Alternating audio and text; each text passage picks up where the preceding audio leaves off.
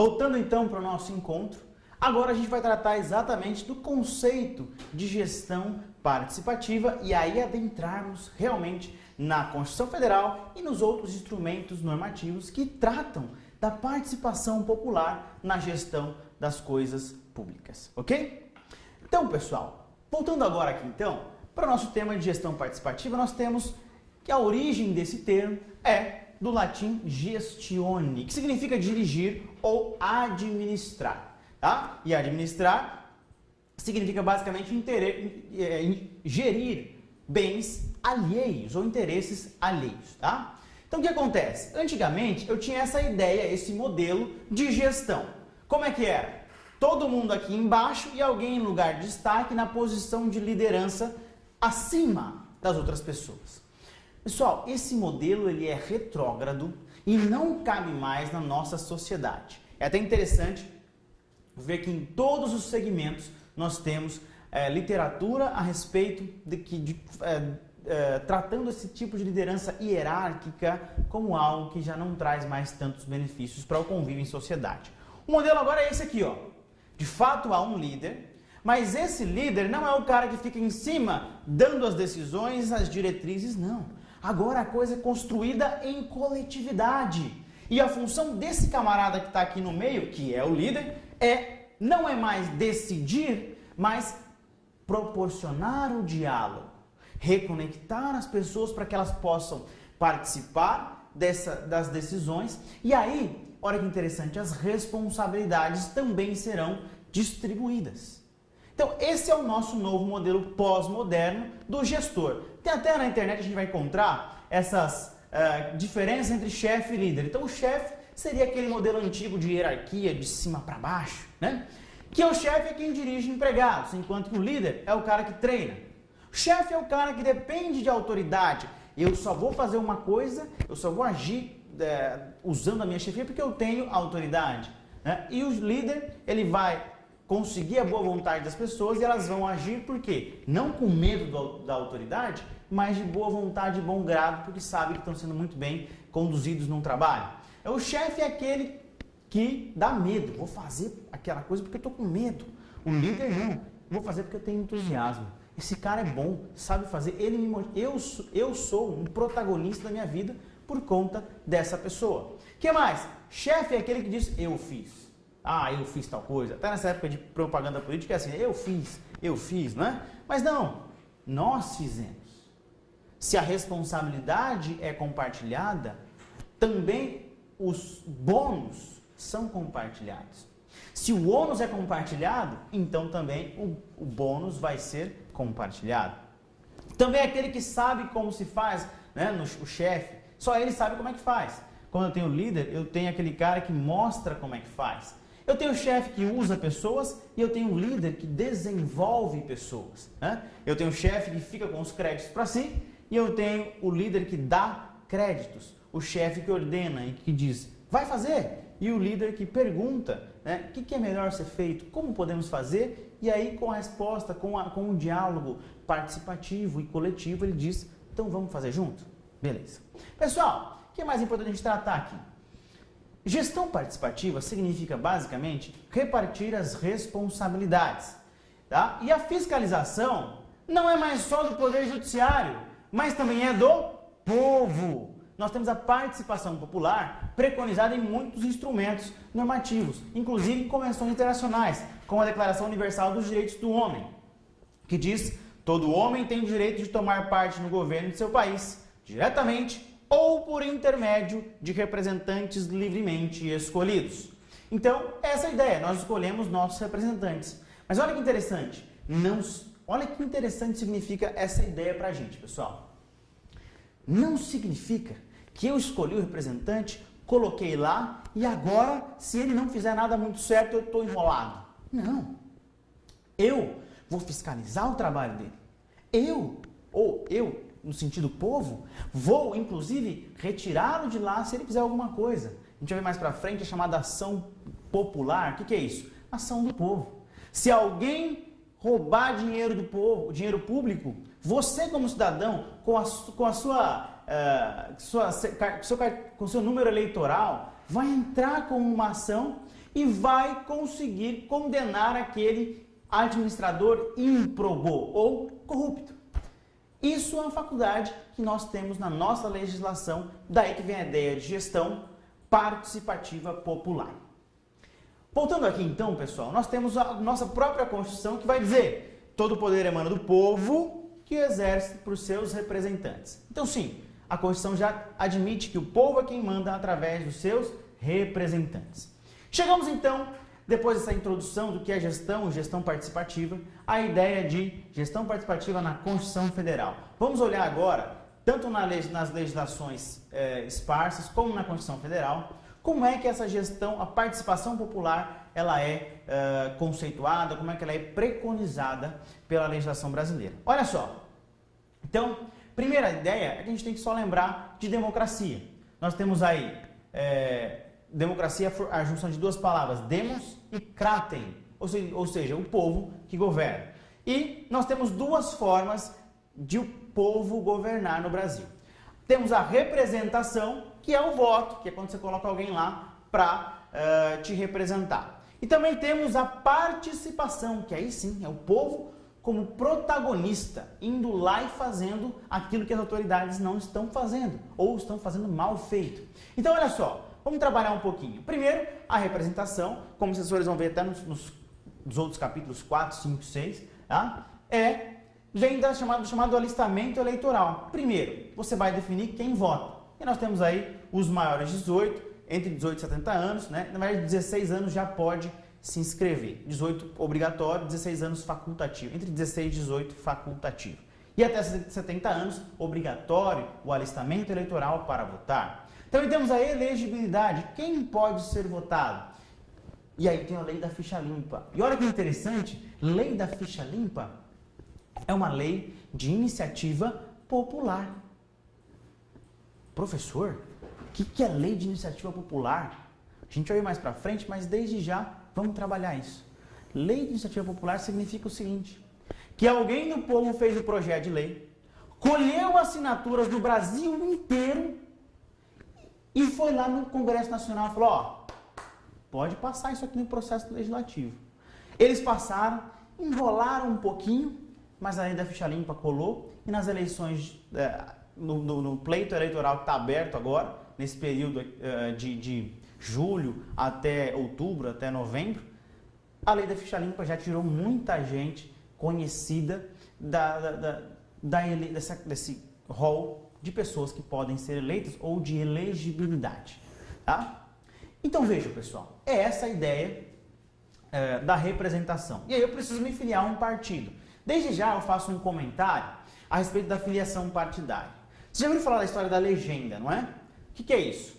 Você pega lá um coeficiente, divide o número de votos pelo número de cadeiras e aí pega um coeficiente. E se uma legenda partidária atinge aquele coeficiente, ele tem direito de colocar um certo número de pessoas no poder legislativo, não é assim?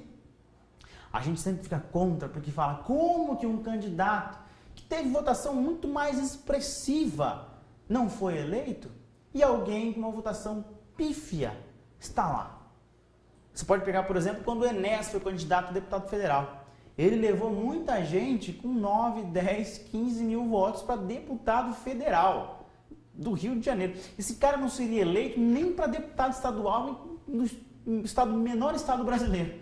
Mas ele foi pela legenda. Por quê? Porque nós temos a ideia, pessoal, não de vinculação à pessoa do político. Não é assim. A ideia é de vinculação à ideologia partidária. Esse é o nosso sistema, que os senhores precisam saber. Para quê? Para poder votar melhor, para poder entender esse sistema e participar dele de uma forma mais interessante do ponto de vista político mesmo, tá? E aí também, além da representação, eu tenho a participação. Como que o povo participa? Lei de iniciativa popular, a primeira coisa. Lei ficha limpa ou a lei Daniela Pérez. Você se lembra daquela atriz, Daniela Pérez?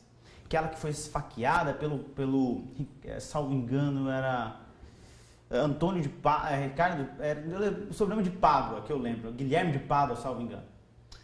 ela foi esfaqueada, morreu, e a mãe dela, a Glória Pérez, uma escritora, autora de novelas muito conhecida, fez uma lei para tornar o crime de homicídio doloso um crime hediondo. E aí a progressão de regime que seria feito lá em 3, 4, 5 anos, passou a ser em 10 anos. Foi muito mais difícil. E outros benefícios também. Então veja, é uma lei criada pelo povo, que colheu assinaturas e fez com que o Congresso manifestasse e fizesse o seu dever naquilo que acha interessante. Como a ficha limpa, por exemplo. Tudo bem? Que até vai ser objeto de uma atividade nossa, os senhores vão ver mais pra frente aí no nosso ambiente virtual de aprendizagem, ok? Pessoal, voltando então aqui, outra forma de participação é através da sociedade civil organizada. Nós temos as antigas ONGs, chamados terceiro setor, e nós chamamos hoje de OCIPs, tá? Então, qual que é a ideia? O povo se organiza, sem fim, numa instituição sem fins lucrativos, para poder contribuir com o poder público que não está conseguindo fazer muito bem um certo serviço. E ele vai lá, recebe até um incentivo de iniciativa privada e pública e começa a produzir, a oferecer um certo serviço que o poder público não está conseguindo fazer muito bem. Tá? Só a título de curiosidade, nós tínhamos uma previsão orçamentária, isso há uns 10 anos atrás, de 10 milhões de reais para quem fizesse um projeto nacional contra o alcoolismo. Então veja, tem muito dinheiro. Para o poder público usar esses 10 milhões nesse tipo de campanha, ele vai ter que gastar muito com o servidor público. Não que você seja muito custoso, mas o custo é diferente. Vai ter que gastar muito com instituições, vai demorar para licitar, para uma série de coisas, que uma ONG pode, apesar de ter que licitar, pode fazer esse mesmo serviço de um modo mais rápido, mais dedicado e com custo até muitas vezes menor. Tá? E também, pessoal, nós temos a impugnação a mandatos e pedidos de cassação de mandatos. Você, como um cidadão que pode votar, que tem direitos políticos, no exercício dos seus direitos políticos, também pode impugnar e cassar mandatos. Então, veja, essa é a ideia da gestão participativa. E não é só isso. Temos também as audiências públicas, que são basicamente organizações, tá? Interessadas e convocadas para uma discussão prévia sobre o assunto. Tá? Recentemente, eu tive numa discussão, por exemplo, sobre o tratamento e sobre a questão da leishmaniose no Brasil. Né? E aí, mata cachorro dá certo? Não dá certo? Só mata um cachorro? Será que funciona? Não funciona? Então, a audiência pública serve para que todos os segmentos interessados, como médico veterinário, como os próprios proprietários de cachorros, né? Quem aí já não perdeu um cachorro por conta da leishmaniose, né? Muito triste. Então, para que todos os segmentos, os estudiosos do assunto, possam debater, discutir e trazer encaminhamentos, de modo que a gente pode ter, inclusive, uma lei que vá ser feita com base nesses encaminhamentos advindos de uma audiência pública, ok? O que mais, pessoal? Temos também a própria, como nós falamos, agora eu vou desmiuçar um pouquinho mais, as leis de iniciativa popular. Por exemplo, para uma lei municipal, eu tenho que ter 5% dos eleitores concordando com um projeto de lei. Se concordou, você vai lá e protocoliza e pede para instaurar o processo legislativo. Vai passar pela casa, aprovado, vira lei. Quando eu falo, por exemplo, no estadual, eu tenho que ter 1% do eleitorado, mínimo de 50 municípios, e 1% do eleitorado de cada um desses municípios. Tá? O que mais? Quando eu falo em união, eu tenho que ter 1% do eleitorado de 5 estados, tá? E 0,3% de cada um desses 5 estados. A Glória Pérez conseguiu isso aqui. A lei da ficha limpa passou por esse crivo, teve até mais assinaturas, inclusive. Tá? Então, outra forma da gente trabalhar essa questão de gestão participativa é através dos plebiscitos e referendos. Plebiscitos e referendos, que também servem para a edição de regras, de normas, de leis, ou até de leis mesmo, de leis de iniciativa popular. Qual que é a ideia? Existem duas formas, basicamente, da gente definir como que vai ser feita a participação popular. Eu tenho um modelo chamado plebiscito, onde o povo participa no debate antes de fazer a lei, e eu tenho um referendo onde o povo participa depois que a lei foi feita. Olha comigo no gráfico para você entender melhor essa diferença. Eu tenho o plebiscito, onde o povo é chamado para debater como fazer uma lei, como fazer algumas coisas, como mudar alguma coisa, antes de fazer a lei. Depois a lei vai para o processo legislativo, passa nas casas, seja ela na Assembleia Legislativa, Câmara, ou nas casas do Congresso Nacional, que são duas, Câmara dos Deputados e o Senado. Agora, eu tenho também o referendo, onde a lei é feita e logo depois ela passa por uma aprovação popular. Um exemplo disso aqui foi o Estatuto do Desarmamento. Lembra que você foi votar na urna, igualzinha na urna que você vai votar agora para os candidatos? Você vai votar em cada artigo do Estatuto do Desarmamento, tá? E aí, ou seja, a lei foi feita e debatida no Congresso, e o povo veio para referendar ou não essa nova regra, essa nova norma. Então, estudada essa parte, nós basicamente encerramos o que a Constituição vai dizer, pelo menos de modo explícito, a respeito da gestão participativa. E não é só isso. Nós temos também alguns mecanismos de controle da gestão da coisa pública. Então, por exemplo, se uma norma for feita errada, modo equivocado, a gente pode usar alguns instrumentos judiciais e extrajudiciais para barrar, ou para anular, ou para mudar essa norma que está incompatível com a vontade do povo. Que não se compatibiliza com a vontade do povo. Você quer ver? Olha comigo aqui então, nos mecanismos de controle. Eu tenho o primeiro deles com a própria liberdade de associação. Ou seja, você pode, se você é, por exemplo, contra a matança de cães por leishmaniose, você pode você tem a liberdade de associação. Monta uma sociedade civil a respeito desse assunto, tá? Uma sociedade civil organizada, uma associação. Para quê? Para discutir por que você é contra esse assunto. Ou por que você é a favor dessa política. Você pode se organizar e informar a população, dar palestras, montar uma instituição exclusivamente para participar de alguma coisa que você acha que está certo ou que está errado. O que mais? Eu tenho as próprias fundações ou as instituições religiosas, morais, culturais, assistenciais, aonde o povo pode participar da gestão da coisa pública. Tá? O que mais? Eu tenho também o chamado direito de petição, tá? Para obter informações diretamente do poder público. Olha que interessante. Se você suspeita que estão usando mal o dinheiro público, você pode entrar com um requerimento chamado direito de petição e falar assim, eu quero ver esse contrato administrativo. Até porque geralmente os contratos administrativos eles são publicados, tá? No Diário Oficial. Mas não é porque foi publicado que você não pode pedir uma cópia, não. Você pode pedir cópia. E em 30 dias, o Estado deve lhe fornecer qualquer documentação, desde que ela não seja excepcionalmente, como nós temos casos excepcionais, sigilosas.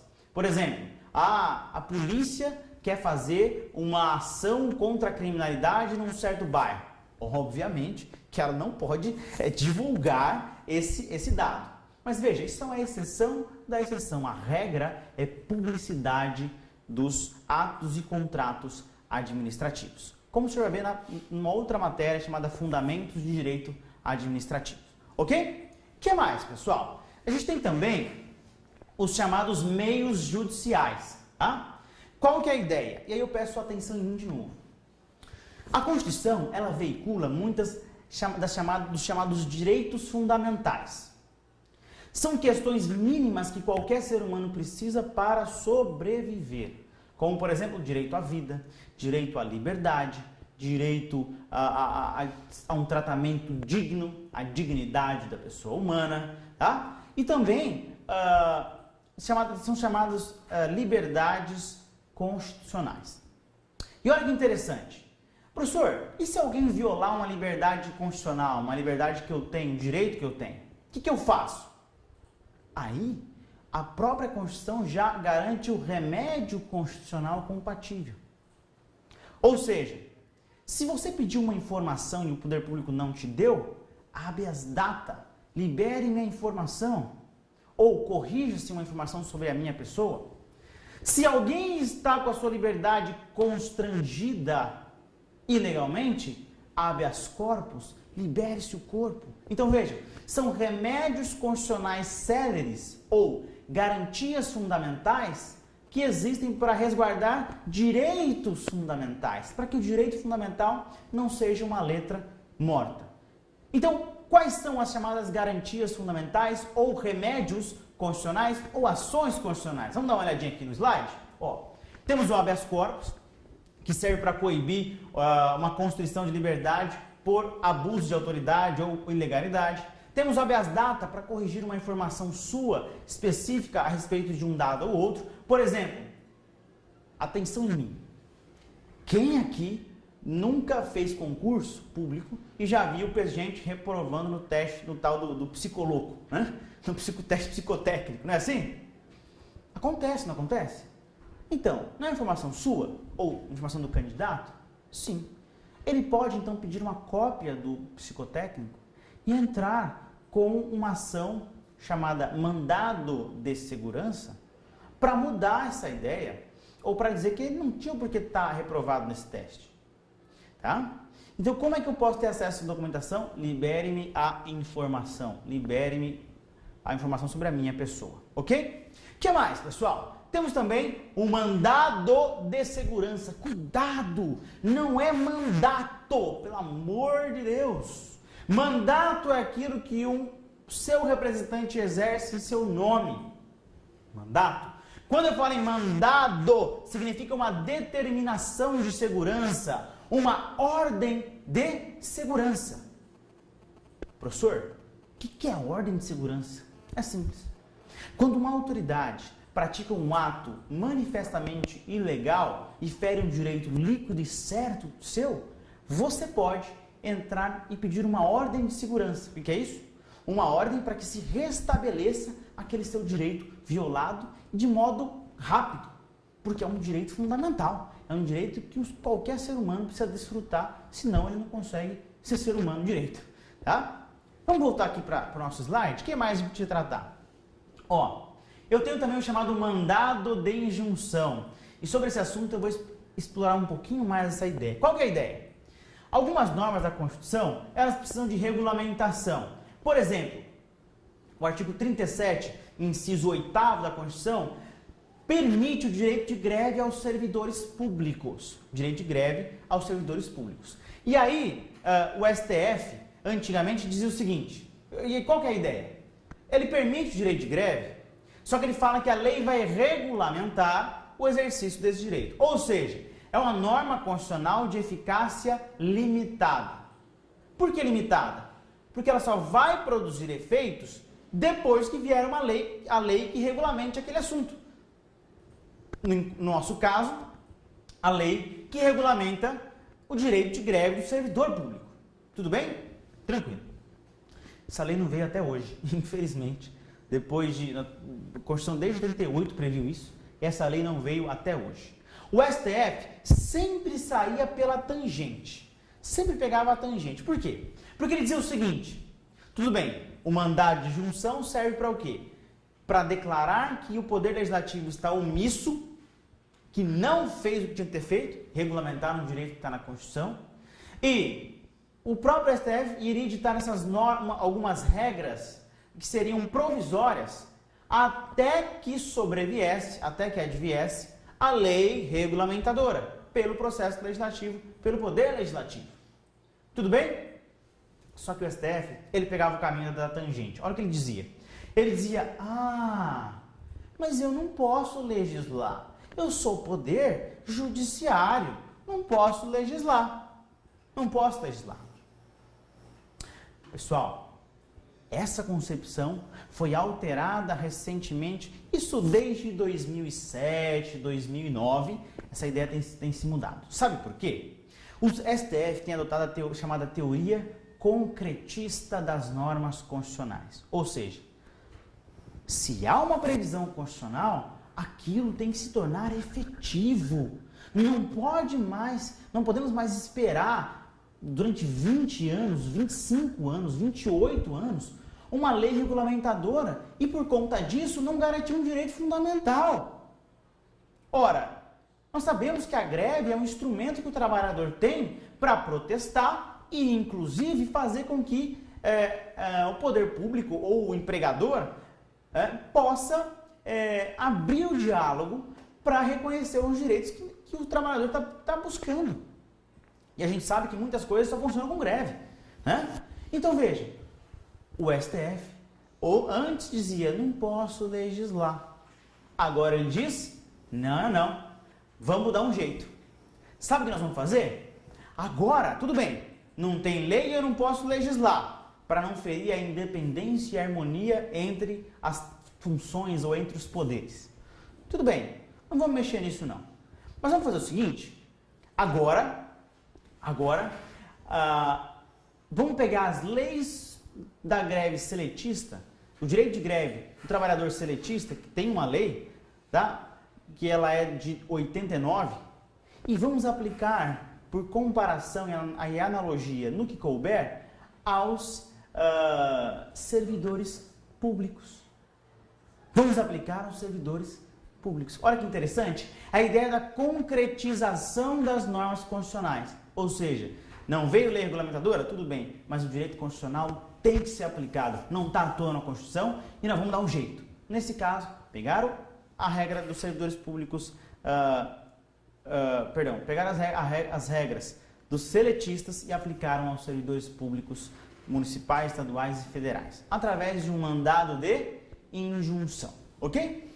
Pessoal, o que mais a gente pode trabalhar?